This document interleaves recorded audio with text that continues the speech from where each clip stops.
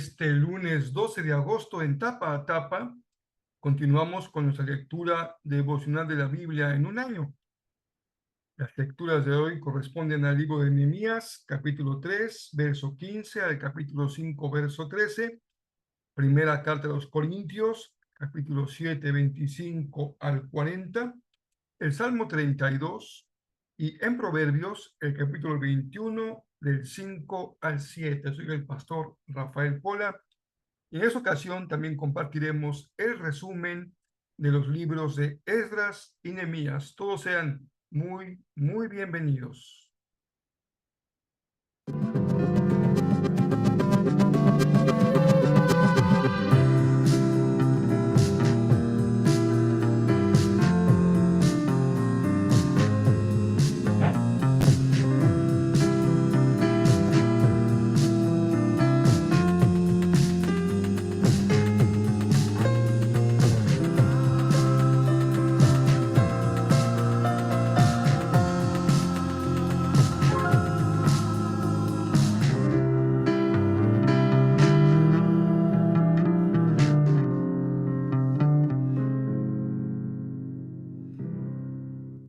Estamos retomando la transmisión por este medio. Espero que podamos mejorar un poquito.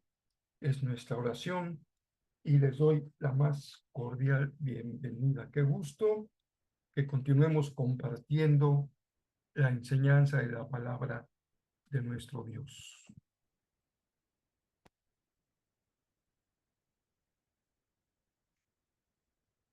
Vamos a esperar unos minutos, unos segundos, en lo que podemos poner el enlace con la grabación, el resumen del libro de Esdras y Nehemías, que nos corresponde en esta ocasión, dado que no pudimos hacerlo en razón de la falla que tuvimos en nuestra computadora, pero ya, gracias a Dios, hemos podido retomar este medio y ahora sí, vamos a hacerlo con mucho gusto. Compartamos este resumen de mucha edificación para todos nosotros. Los libros de Esdras y Nehemías. En la mayoría de las Biblias modernas, estos libros están separados, pero esa división sucedió mucho después de que el libro fuera escrito. Originalmente era una sola obra escrita por un solo autor. La historia se desarrolla después de que los babilonios destruyeron a Jerusalén y a su templo y se llevaran a una gran parte del pueblo al exilio. Y este libro retoma la historia aproximadamente 50 años después y cuenta el regreso de varios israelitas a Jerusalén y lo que sucedió cuando reconstruyeron la ciudad y sus vidas ahí. El libro se enfoca específicamente en 3 líderes claves, quienes dirigen los esfuerzos de reconstrucción. Tenemos a Zorobabel, Esdras y luego Nehemías, y el diseño del libro se enfoca en los esfuerzos de cada líder. Zorobabel dirige a un gran grupo de personas de vuelta a Jerusalén para reconstruir el templo. Luego, aproximadamente 60 años después, llega Esdras a Jerusalén para enseñar la Torá y reconstruir la comunidad. Y luego es seguido por Nehemías, quien dirige la reconstrucción de los muros de Jerusalén. Y estas 3 historias están diseñadas para ser paralelas. Cada una comienza con el rey de Persia siendo movido por Dios para enviar al líder a Jerusalén, ofreciéndole recursos y apoyo. Y luego, cada líder encuentra oposición a sus esfuerzos, la cual cada uno vence, pero de manera que en cada una de las 3 partes se produce un extraño anticlímax. Regresemos un poco y veamos cómo todo encaja en su lugar. La historia comienza con un decreto de Ciro, el rey de Persia, quien es movido por Dios para permitir que los exiliados regresen a Jerusalén y reconstruyan el templo. Y el autor dice que esto cumple una promesa hecha por el profeta Jeremías, que los exiliados regresarían un día a Jerusalén. Ahora, este cumplimiento debería despertar nuestra esperanza en muchas de las otras promesas proféticas, en el sentido de que el exilio no era el final de la historia. Tenemos la esperanza de un futuro rey mesiánico del linaje de David. Tenemos la esperanza de un templo reconstruido en el que la presencia de Dios morará con su pueblo. La esperanza de que el reino de Dios vendrá sobre todas las naciones y traerá su bendición, como Él le prometió a Abraham. Y así, con todas estas esperanzas en mente, leemos la historia de Zorobabel. Su nombre significa plantado en Babilonia. Él representa a la generación nacida en la cautividad de Babilonia y él dirige a un grupo de israelitas en su regreso a Jerusalén. Después de que se asientan ahí, ellos reconstruyen el altar para ofrecer sacrificios y después el templo mismo. La ceremonia para poner los fundamentos y la dedicación final del templo son momentos claves. Las historias pasadas del tabernáculo y de la dedicación del templo deberían estar en nuestras mentes. Este es el momento en el que la ardiente nube de la presencia de Dios debería descender. Él está morando con su pueblo y no sucede. Así que, aunque algunos están felices por este nuevo templo, los ancianos que habían visto el anterior templo de Salomón lloran con angustia. No se parece nada a su glorioso pasado o a sus esperanzas para el futuro. Y es aquí donde tenemos la primera historia de oposición, y es muy extraña. Los nietos de los israelitas que no fueron llevados al exilio habían vivido en Jerusalén todo este tiempo y vienen a ofrecer ayuda para la reconstrucción del templo. Y Zorobabel se niega. Dice, ustedes no tienen parte en nuestro templo. Y esto, por supuesto, genera un conflicto, el cual Zorobabel vence. Pero es muy extraño porque los profetas habían visualizado que las tribus de Israel se unirían junto con todas las naciones para participar en la adoración al Dios de Israel cuando el reino finalmente llegara. Así que este es un momento anticlimático, por no decir más. En la siguiente sección nos adelantamos unos 60 años y conocemos a Esdras. Él es un líder entre los israelitas exiliados en Babilonia. Es un erudito en la Torá y un maestro, así que es nombrado por Artajerjes, el rey de Persia, para guiar a otro grupo de personas de regreso a Jerusalén. Y Esdras quiere traer una renovación espiritual y social dentro del pueblo. Nuestras esperanzas se elevan y de nuevo llegamos a un momento anticlimático en la historia. Esdras descubre que muchos de los israelitas exiliados que habían regresado se habían casado con personas no exiliadas que permanecieron viviendo en Jerusalén. Algunos no eran israelitas y es casi seguro que otros sí lo eran. Esdras luego apela a los mandamientos de la Torá, en el sentido de que Israel debía ser santo y separado de los antiguos cananeos. Y luego dice que las personas viviendo alrededor de Jerusalén son como los cananeos. Ellos van a corromper a los exiliados. Así que Esdras ofrece una muy conmovedora oración de arrepentimiento. Pero luego, él reúne a todos los líderes y promulga un decreto de divorcio que dice que todos esos matrimonios deben ser anulados y las mujeres y los niños expulsados. Y luego, el decreto solo se cumple parcialmente. Se nos da una lista de algunos de los hombres que se divorciaron de sus mujeres. La historia es muy extraña por varias razones. Primero que nada, Dios nunca ordenó a Esdras que hiciera esto. Fueron los líderes de Jerusalén quienes llevaron a Esdras a hacer el decreto. Segundo, el profeta contemporáneo, Malaquías, sí dijo que el exiliado debía preocuparse por la pureza, pero también dijo que Dios se opone al divorcio. Así que los resultados combinados del decreto encajan con este patrón de una conclusión extraña y anticlimática. Lo que nos lleva a la siguiente sección acerca de Nehemías. Aquí tenemos a un oficial israelita sirviendo en el gobierno persa. Y cuando él escucha sobre el estado arruinado de los muros de Jerusalén, él ora y obtiene permiso del rey persa Artajerjes para ir y reconstruir los muros. El rey incluso le da una escolta armada y muchos recursos. Así que después de llegar a Jerusalén, comienza el proyecto de construcción y también se enfrenta a oposición por parte de las personas que ya habían estado viviendo en Jerusalén. Una vez más, nos enfrentamos a una tensión en la historia.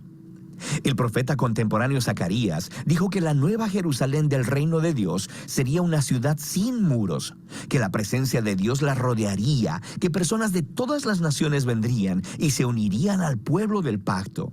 Pero Nehemías parece operar con una visión contraria. Él les informa a las personas que rodean a Jerusalén que no tienen parte en Jerusalén, y esto, por supuesto, los mueve a hostilidad.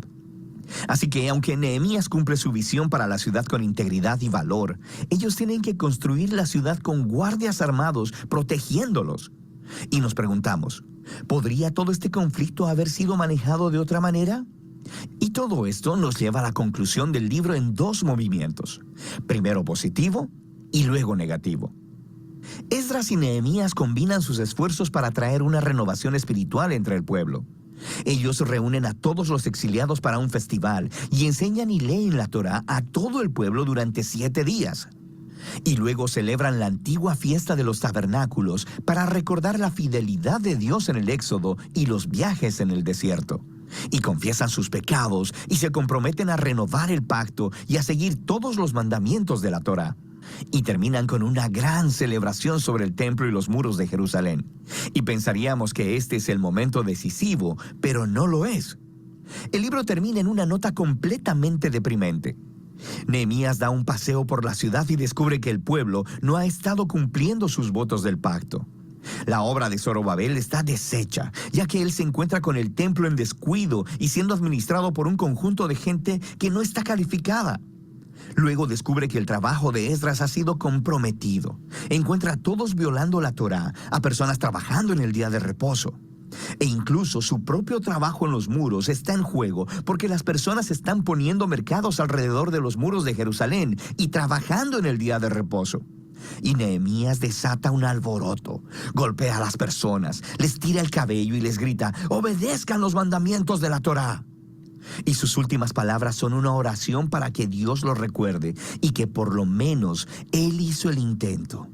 Y así termina el libro. Quiero decir, es muy extraño, pero nos hemos preparado para esto, ¿no? Estos momentos anticlimáticos han sido entretejidos intencionalmente en el diseño del libro. Así que nos hace preguntarnos, ¿qué podría contribuir este libro a la narrativa de la Biblia? Bueno, recuerda, el libro empezó elevando nuestra esperanza en las promesas proféticas acerca del Mesías, el templo y el reino de Dios. Y luego no sucede nada de eso. Así que aunque Israel está de vuelta en la tierra, no parece que su estado espiritual anterior al exilio haya cambiado. Y aunque Esdras y Nehemías hacen lo mejor que pueden, sus reformas políticas y sociales entre el pueblo no abordan los problemas centrales de los corazones. Así que el libro está apuntado a la misma necesidad que resaltaron los profetas Jeremías y Ezequiel. Lo que el pueblo de Dios necesita es una transformación integral de sus corazones para que puedan amar y obedecer a su Dios. Y sí, el libro termina con una decepción, pero te obliga a seguir leyendo los libros proféticos y de sabiduría, para descubrir qué es lo que Dios hará para cumplir sus grandes promesas de pacto. Pero por ahora, de eso tratan los libros de Esdras y Nehemías. Dado que hoy cubrimos una mayor porción de texto bíblico, porque incluimos domingo y lunes, pues voy a nada más a comentarles brevemente respecto a la lectura del día domingo, porque es justamente el domingo cuando iniciamos la lectura de Nehemías. Nehemías es un funcionario en la corte, tenía la función de ser el copero del rey, que era una posición importante de mucha confianza, y él sabe que su hermano regresa a la corte y le pregunta cómo se encuentra Jerusalén y cómo están los que ya habían sido repatriados hacia ese lugar. Y las noticias que recibe pues no son buenas. El muro sigue derribado y las puertas están destruidas. Pero logra congraciarse con el rey y le ofrece apoyo para que pueda regresar con lo que hay en su corazón, el deseo de colaborar en la reconstrucción del muro y la reconstrucción de las puertas de la ciudad. Nehemías hace una oración similar a la de Esdras, una oración de confesión, porque tanto uno como otro entienden que la condición de la ciudad y de toda la provincia, el pueblo, es resultado del pecado de la nación y le pide su ayuda al Señor. Así que Nehemías emprende el regreso a la ciudad con el apoyo del rey, incluso le da salvoconductos para evitar que los pueblos vecinos lo vean como una amenaza, sino que le permitan el paso franco hasta la ciudad de Jerusalén. Y llegando ahí, al tercer día, hace un recorrido secreto para evaluar la condición en la que se encuentra la ciudad, y una vez realizada esta evaluación con un resultado, como pueden ustedes imaginar, muy lamentable porque la encuentra destruida, convoca a los líderes del pueblo a que juntos reconstruyan los muros y las puertas y se reparten la tarea por familias. Como ya veíamos en el resumen, tanto Esdras como Nehemías y como Zorobabel encuentran oposición a la labor de reconstrucción, y en este caso son Sanballat, Tobías y Gesem quienes se burlan y se oponen a que Nehemías concluya o continúe, mejor dicho, inicie su labor de reconstrucción. Pero no se detienen y Nehemías empieza a reconstruir las puertas y los muros contiguos, y hasta la lectura de hoy llegamos a la reconstrucción de la puerta de las ovejas, del pescado, de la ciudad antigua, del valle y la puerta del estiércol. Esta historia es extraordinaria, nos da muchísima enseñanza, pero lo veremos durante los días en que estaremos leyendo el libro. Hoy solamente nos introducimos en esta labor de reconstrucción. Un primer grupo, con Zorobabel, ya llegó, empezó con la reconstrucción del altar y la reconstrucción del templo. Esdras llega a continuar con esta reconstrucción, pero fundamentalmente a restaurar la fe de Israel con el culto, la ley y las normas de convivencia social de acuerdo a la ley de Dios. Y Nehemías será el gran constructor de las puertas y los muros de la ciudad de Jerusalén. Seguimos con Corintios y nos toca la lectura del capítulo 7, 1 al 24, y ahora lo que hace Pablo es contestar algunas preguntas de la iglesia. Por eso los eruditos dicen que en realidad la carta a los Corintios son más de dos, porque en esta primera carta encontramos cómo ya después de una primera enseñanza, la iglesia contestó con preguntas. Y a estas preguntas se va a referir Pablo ahora en este capítulo 7 de la carta. Y tiene que ver con el matrimonio y con la sexualidad. Pablo les dice, cada uno debe tener su propio esposo por la condición en la que vive el mundo y la sociedad en el tiempo de Pablo. La esposa con su esposo, el esposo con su esposa.